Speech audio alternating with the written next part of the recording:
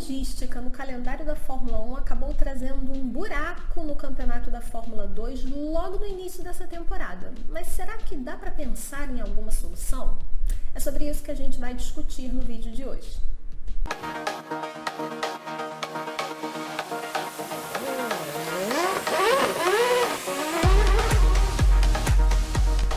Tudo bem? Seja bem-vindo ao canal do Grande Prêmio. Meu nome é Luana Marino. Se você é novo por aqui, eu peço que você já, primeiro, deixe seu like, também compartilhe esse vídeo, ative as notificações tanto aqui no YouTube quanto no seu celular, para você não perder nada do que a gente posta por aqui diariamente.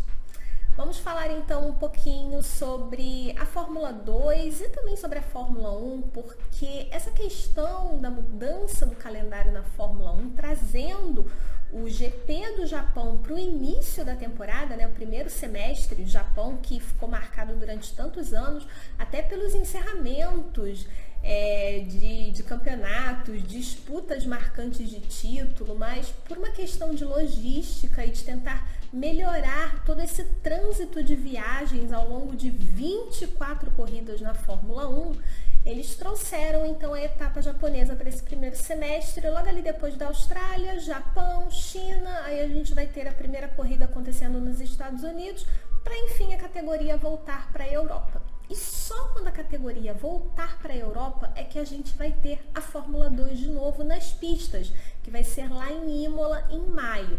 Então é um espaço aí de 2 meses que não deixa de ser ruim para a Fórmula 2, porque causa uma quebra de ritmo nessa competição logo no início. Lembrando que a gente tem um equipamento novo, então ainda é uma fase que as equipes estão buscando os melhores ajustes para o carro.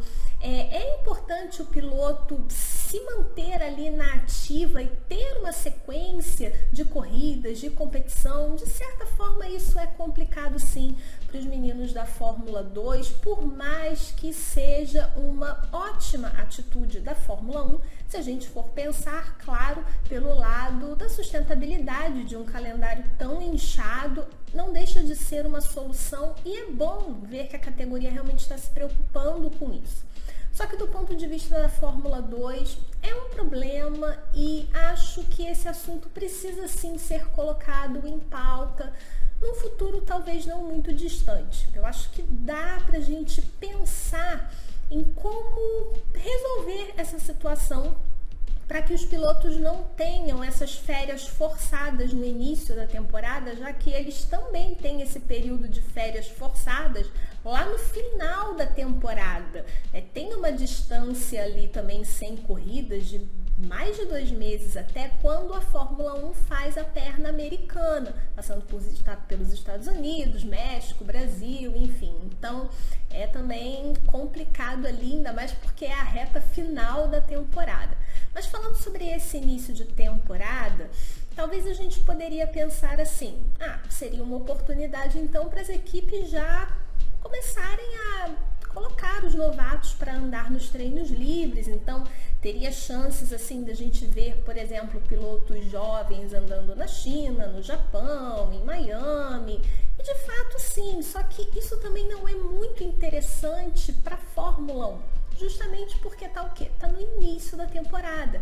Então as equipes elas ainda estão entendendo esse novo equipamento que elas têm, esses projetos, trabalhando essa linha de desenvolvimento que vai ser usada ao longo de toda a temporada. É importante que os titulares então estejam nos carros nessas primeiras etapas em todas as sessões, né? Nos treinos livres, classificação.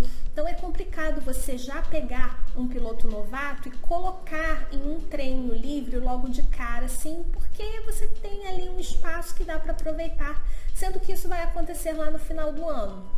Por isso que é complicado para a Fórmula 2, por isso que de certa forma isso prejudica a categoria. Essa quebra de ritmo não deixa de ser ruim para os pilotos. A gente vai ter uma sessão de testes ali coletivos em abril lá em Barcelona, vai ser importante, mas não é a mesma coisa do que você ter a competição. Então, repito, é uma questão que sim, eu acho que merece uma atenção também pensar em algum tipo de solução para melhorar essa logística também do calendário da Fórmula 2, porque a Fórmula 2 acaba ficando refém do calendário da Fórmula 1, ela acompanha a Fórmula 1, não vai realizar etapas soltas só para preencher esse vazio, muito difícil pensar que isso realmente vá acontecer.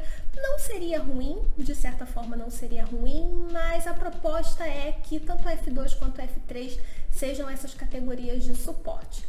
Eu acho que o que realmente vai ter de ser feito no futuro é olhar para essa perna asiática, se ela se mantiver ali no início do semestre, né, o calendário da Fórmula 1, e pensar quais seriam os circuitos que talvez a gente pudesse colocar os carros da Fórmula 2.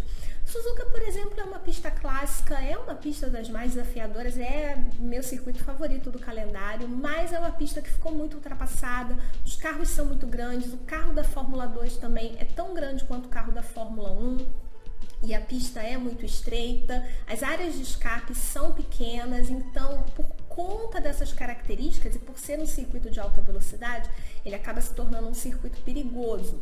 Xangai é um circuito interessante, vai voltar ao calendário da Fórmula 1 esse ano, mas a gente precisa ver esse retorno acontecer com esses carros novos da Fórmula 1 para entender também como vai ser essa corrida chinesa.